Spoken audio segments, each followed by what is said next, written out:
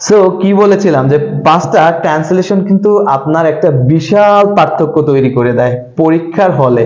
বিশেষ করে যারা চাকরির লিখিত পরীক্ষা দেন তারা জানেন যে 4-5টা ট্রান্সলেশন সবসময় এসেই থাকে, আর এখান থেকে 2-1টা তো আপনার প্রবাদ থেকে থাকবেই, তাই না? সো আজকে আমরা প্রবাদ, এই প্রবাদটা শিখবার, এগুলো শিখার মধ্যে একটা মজাও কিন্তু আছে, তাই না? সো আজকে প্রবাদ হচ্ছে আমরা যেটা শিখবো সেটা কি, সেটা হচ্ছে ভিক্ষার চাল কারা আর আকড়া।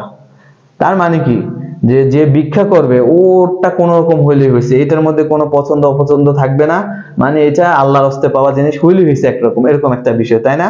সো এটার ইংরেজি হচ্ছে beggar can't be the chooser, beggar can't be the chooser, beggar can't be the choosers, S আছে একটা, sorry, beggar can't be the choosers। আর মানে হচ্ছে beggar মানে ভিক্ষুক, can't be হতে পারে না, choosers মানে পছন্দকারী, মানে ভিক্ষুকের আবার কিসের পছন্দ অপছন্দ, ওর কোনো পছন্দ থাকা নাই, তাই না?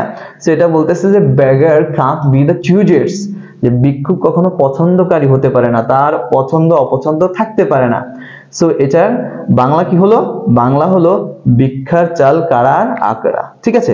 সো এতক্ষণ সাথে ছিলেন, অনেক অনেক ধন্যবাদ। দেখা হবে পরবর্তী কোনো লেসনে।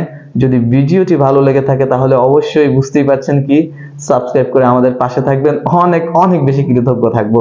সো এতক্ষণ সাথে ছিলেন, আল্লাহ হাফেজ।